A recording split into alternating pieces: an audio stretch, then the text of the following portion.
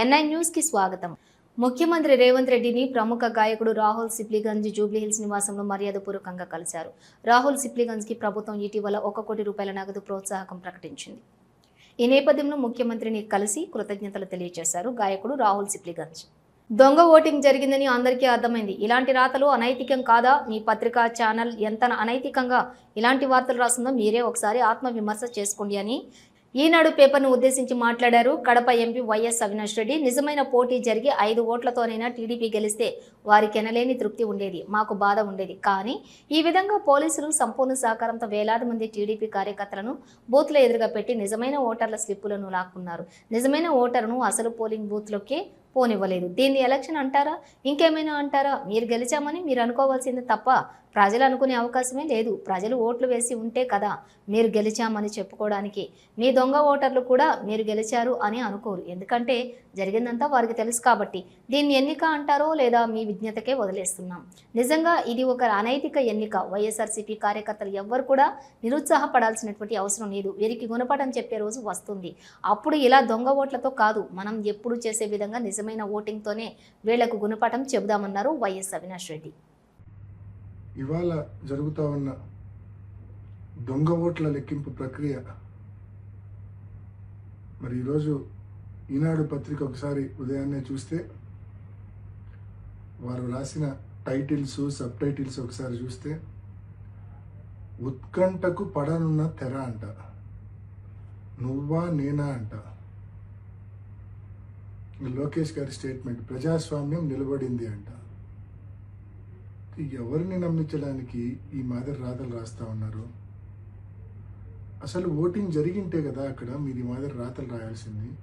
జరిగిందే దొంగ ఓటింగు, దానికి మళ్ళా ఉత్కంఠ, దానికి మళ్ళా నువ్వా నేనా, దానికి మళ్ళా ప్రజాస్వామ్యం నిలబడింది అంటే మీ ఉద్దేశము దొంగ ఓటింగ్ జరిగిందన్న విషయం పులివెందుల మండల ఓటర్లకు లేక అంత ఇంత వైఎస్ఆర్ కడప జిల్లాకు సంబంధించిన ప్రజలకు మాత్రమే తెలుసు, రాష్ట్రంలోని మిగతా జిల్లాల వాళ్ళకు తెలియదు కదా. మన ఎల్లో మీడియాను అడ్డం పెట్టుకొని రాష్ట్రమంతా ఏదో నిజంగానే ఓటింగ్ జరిగింది, ఆ ఓటింగ్లో తెలుగుదేశం పార్టీ గెలిచింది అని చెప్పి మభ్యపెట్టచ్చు అని చెప్పి ఈ మాదిరి రాతలు రాయడము ఎంత అనైతికం అని చెప్పి నేను తెలియజేస్తా ఉన్నా. ఇది అనైతికం కాదా? అనైతికల్ కాదా? ఇది దొంగ ఓటింగ్ జరిగిందన్న విషయం మొత్తం స్పష్టంగా అందరికీ అర్థమైంది. అయినప్పటికీ మీరు ఈ మాదిరి రాతలు రాస్తా ఉన్నారంటే మీ న్యూస్ పేపరు, మీ ఛానల్ ఎంత అనైతికలో ఒకసారి గమనించుకోవాల్సిందిగా, ఇంట్రాస్పెక్ట్ చేసుకోవాల్సిందిగా నేను మనవి చేస్తా ఉన్నా. నిజమైన పోటీ జరిగి ఒక 5 ఓట్లతో తెలుగుదేశం పార్టీ గెలిచినా కూడా వారికి ఎనలేని తృప్తి, సంతోషం ఉండేది, మాకు ఎనలేని బాధ ఉండేది నిజమైన పోటీ జరిగింటే.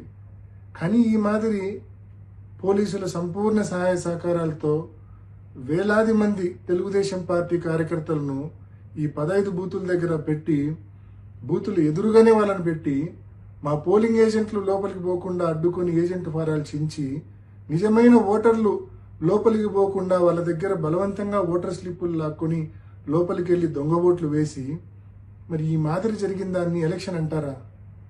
దీన్ని ఎలక్షన్ అంటారా లేకుంటే ఇంకేమైనా అంటారా? మీరు గెలిచినామని చెప్పి మీరు అనుకోవాల్సిందే తప్ప ప్రజలు అనుకునే పరిస్థితే లేదు. ఎందుకంటే పాపం ప్రజలు ఓట్లు వేసింటే కదా మీరు గెలిచినామని కేవలం మీరు అనుకోవాల్సిందే. మీ దొంగ ఓటర్లు కూడా కనీసం మీరు గెలిచినారనుకోరు, ఎందుకంటే వాళ్ళతోనే మీరు దొంగ ఓట్లు వేయించారు కాబట్టి. పులివెందుల మండల ఓటర్లు అసలే అనుకోరు, ఎందుకంటే వాళ్ళతో ఓటే వేయించలేదు కాబట్టి ప్రతిపక్ష పార్టీకి సంబంధించిన పోలింగ్ ఏజెంట్లను లోనికి రానివ్వకుండా, అదేవిధంగా నిజమైన ఓటర్లను లోనికి రానివ్వకుండా చేసుకున్న దాన్ని పోలింగ్ అంటారా, ఓటింగ్ అంటారా, దీన్ని ఎలక్షన్ అంటారా? సో దీన్ని ఎలక్షన్ అంటారా లేదా అనే విషయాన్ని నేను మీ విజ్ఞతకే వదిలేస్తా అన్నా. నిజంగా ఇది అనైతికమైన ఎలక్షను. నిజంగా ఇది ఒక ఫార్స్, అబ్సల్యూట్ ఫార్స్ ఇది ఈ ఎలక్షన్ అనేది. సో నేను వైసీపీ కార్యకర్తలందరినీ నేను మనవి చేస్తా ఉన్నా, ఎవ్వరూ నిరుత్సాహపడాల్సిన అవసరం లేదు, ఎవరు బాధపడాల్సిన అవసరం లేదు. వీరికి గుణపాఠం చెప్పే టైం మనకు కూడా వస్తుంది. కానీ ఆ రోజు మనం ఈ మాదిరి దొంగ ఓట్లతో కాదు, మనం ఎప్పుడూ చేసే మాదిరి నిజమైన ఓటింగ్తోని నిజమైన ఓటర్తో ఓటు వేయించి వీళ్ళకు గుణపాఠం చెప్దాము. తప్పకుండా ఆ రోజులు దగ్గరలోనే ఉన్నాయి. ఎవ్వరు నిరుత్సాహపడద్దండి, ఎవ్వరు బాధపడద్దండి. 79వ స్వాతంత్ర్యం దినోత్సవాన్ని పురస్కరించుకుని ప్రధాని నరేంద్ర మోదీ పిలుపు మేరకు దేశవ్యాప్తంగా జరుగుతున్న హర్ ఘర్ తిరంగా కార్యక్రమంలోని భాగంగా తన నివాసంపై జాతీయ పతాకాన్ని ఎగురవేశారు బీజేపీ రాష్ట్ర అధ్యక్షులు ఎన్ రామచంద్రరావు. హర్ ఘర్ తిరంగా కార్యక్రమంతో తెలంగాణ వ్యాప్తంగా 40 లక్షల ఇళ్లపై మువ్వన్నెల జెండాలు రెపరెపలాడుతున్నాయి. మంగళగిరి పట్టణం జీఆర్ స్కూల్ రోడ్లోని Padmashali welfare and development corporation chairman Nandam Abaddayya మనవడు ఆర్ రోహిత్ బాబు ఆధ్వర్యంలో నూతనంగా ఏర్పాటు చేసిన ఆర్ఆర్ హ్యాండ్లూమ్ షోరూమ్ను రిబ్బన్ కట్ చేసి లాంఛనంగా ప్రారంభించారు నారా లోకేష్. షోరూమ్ మొత్తం కలిగి తిరిగి చేనేత వస్త్రాలను పరిశీలించారు. ఈ సందర్భంగా చేనేత చీరలను కొనుగోలు చేశారు నారా లోకేష్.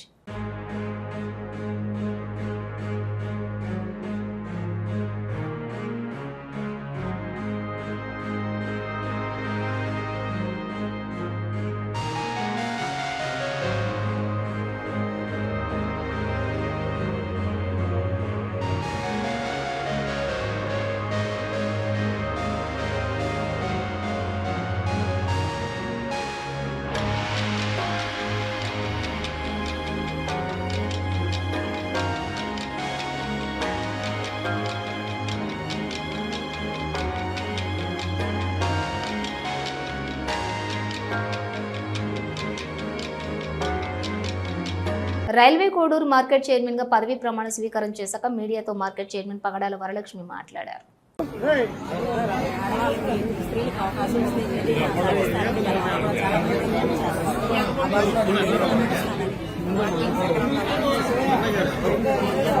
పులివెందుల ఉప ఎన్నికలలో టీడీపీ తరపున పోటీ చేసిన లతారెడ్డి గెలుపొందినట్లుగా డిక్లరేషన్ పత్రాన్ని అందించారు అధికారులు. ముఖ్యమంత్రి భార్య నారా భువనేశ్వరి లతారెడ్డికి ఫోన్ చేసి అభినందించారు. ఓకే ఓకే థ్యాంక్ యూ మా, మీకు కూడా మా, ఈ విజయానికి కారణం మీరు కూడా మా, అందరూ అందరం అవునమ్మా, అవునవునమ్మా, అవునవునమ్మా, చాలా ఆనందంగా ఉంది మా, అవునవునమ్మా, థ్యాంక్ యూ అమ్మా, థ్యాంక్ యూ మా. అమ్మా మీరు ఫోన్ చేసినందుకు చాలా చాలా సంతోషంగా ఉంది. Okay once again thank you మా. అందరూ చివరికి ఒకే ఫ్యామిలీ. అవునమ్మా, ఓకే ఓకే మీ అందరి సహకారంతో నన్ను గెలిపించారు ప్రజలు కూడా. జై తెలుగుదేశం మా. థ్యాంక్ యూ అండి. ఓకే జై తెలుగుదేశం. ఓకే మా, థ్యాంక్ యూ. ఓకే నమస్తే మా. కుమ్రంభీం ఆసిఫాబాద్ జిల్లా దిందా గ్రామ పోడు రైతుల అక్రమ అరెస్టులను అడ్డుకున్న బీఆర్ఎస్ ప్రధాన కార్యదర్శి ఆర్ఎస్ ప్రవీణ్ కుమార్ ఇతర నాయకులను అరెస్ట్ చేసి కౌటాల పోలీస్ స్టేషన్కు తరలించారు పోలీసులు. పోడు భూములకు పట్టాలు ఇవ్వాలంటూ రోడ్డెక్కిన రైతన్నలను అరెస్ట్ చేయడం సరికాదన్నారు బీఆర్ఎస్ ప్రధాన కార్యదర్శి ఆర్ఎస్ ప్రవీణ్ కుమార్. రేవంత్ రెడ్డి న్యాయం చేయాలి,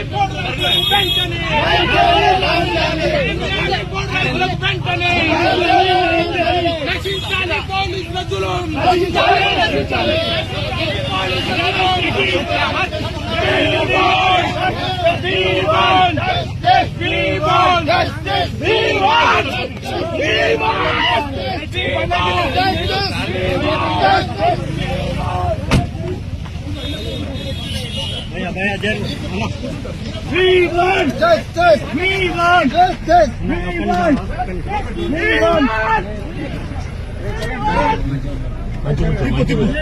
ఈరోజు మేము ఈ దీందా రైతులకు న్యాయం చేయాలని చెప్పి పోరాటం చేస్తుంటే ఈ రోజు రేవంత్ రెడ్డి మళ్ళీ ఇక్కడ పోలీసులను పంపించి మమ్మల్ందరినీ కూడా ఘోరంగా అరెస్ట్ చేసిండ్రు. రేవంత్ రెడ్డి ఈ దీందా రైతుల ఉసురు నీకు తప్పకుండా తగులుతుంది.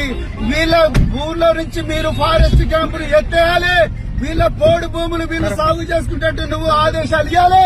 అంతవరకు కూడా తెలంగాణ మొత్తం కూడా రైతన్నలందరూ కూడా ఈ దిందా రైతుల కోసం పోరాటం చేస్తారు. జై తెలంగాణ, జై కేసీఆర్. దిందాలో ఫారెస్ట్ క్యాంపులు వెంటనే ఎత్తేయాలి. జై తెలంగాణ, జై తెలంగాణ.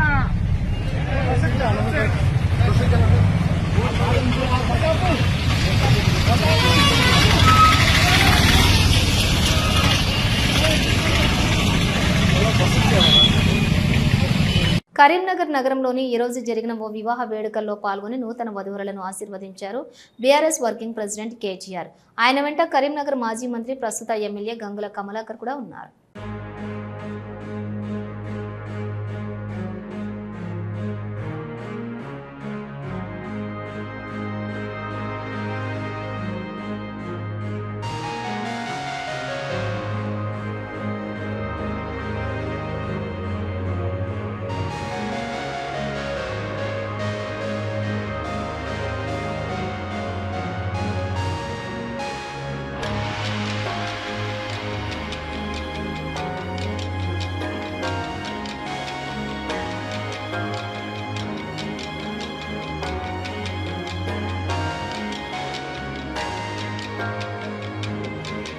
మానకొండూరు నియోజకవర్గం తిమ్మాపూర్ మండలంలోని మహాత్మా నగర్ ప్రజాభవన్ కార్యాలయంలో ఇందిరమ్మ ఇళ్ల పథకం పురోగతిపై 6 మండలాల ఎంపీడీఓలతో మరియు హౌసింగ్ అధికారులతో సమీక్ష సమావేశంలో మానకొండూరు నియోజకవర్గం శాసనసభ్యులు డాక్టర్ కవంపల్లి సత్యనారాయణ పాల్గొన్నారు.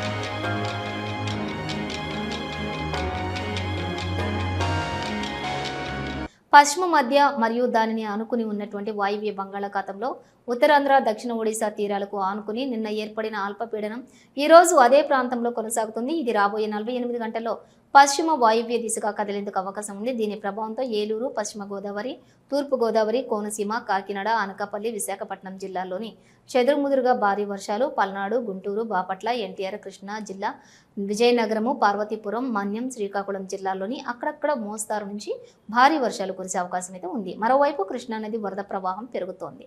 ప్రస్తుతానికి ప్రకాశం బ్యారేజ్ వద్ద ఇన్ఫ్లో అవుట్ఫ్లో 5,20,531 క్యూసెక్లు ఉంది. కృష్ణానది పరివాహక ప్రజలు అప్రమత్తంగా ఉండాలి, తగిన జాగ్రత్తలు తీసుకోవాలని తెలిపారు. ఏపీ విపత్తుల నిర్వహణ సంస్థ ఎండీ. మహిళా బస్ కండక్టర్పై ఓ మహిళా ప్రయాణికురాలు దాడికి పాల్పడింది. ఫలక్నుమా నుంచి సికింద్రాబాద్ వెళుతున్న బస్సులో ఈ ఘటన జరిగింది. ఎక్కడ పడితే అక్కడ బస్సును ఆపమని సదరు మహిళతో కండక్టర్ చెప్పడంతోనే గొడవ మొదలైనట్లుగా తెలుస్తోంది. ఈ క్రమంలోనే మహిళా కండక్టర్ గొంతు పట్టుకుని కొట్టింది ప్రయాణికురాలు.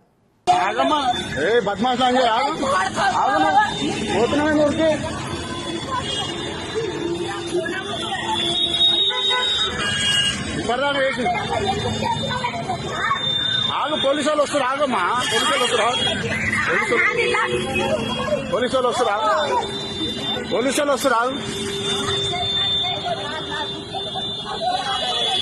వాళ్ళు వస్తారు, ఆగు.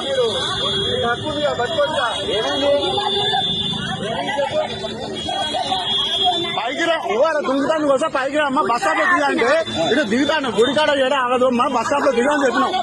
అడ్డ పోలే మాటలు తిడుతుంది. బస్ స్టాప్ లో దిగమ్మంటే అడ్డ పోలే మాటలు తిడుతుంది. బస్ స్టాప్ లో దిగని చెప్పినాం, అడ్డ పోలే మాటలు తిడుతుంది. అలా కొడతావు లంజావాడికంటూ డ్రైవర్ కొడితే ఎలా ఉంటుంది? లంజావాడికంటూ నీకు ఏం మాట్లాడు? లంజావాడికంటూ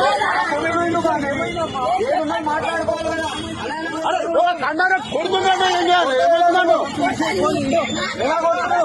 కొట్టి కొట్టి దిగి ఉడుకుతుంది. కొట్టిపోతుందా? కొట్టిపోతుందా? కొట్టిపోతుందా? పోలీసు వాళ్ళు వస్తారు, పోలీసు వాళ్ళు వస్తారు, పోలీసు వాళ్ళు మాట్లాడుతున్నారు. అరే రోడ్డు మీద ఎట్లా ఇన్స్టాల్ చేస్తారు? ఇంతమంది ఒకరు అవదు అవదు అవదు. ఇప్పుడు మేము పట్టుకుంటే మీరు మనం పట్టుకోవాలంటే మనం ఎత్తుంటాం. ఇవి బులెటిన్ విశేషాలు. మరో బులెటిన్తో మళ్ళీ కలుద్దాం. అంతవరకు చూస్తూనే ఉండండి న్యూస్.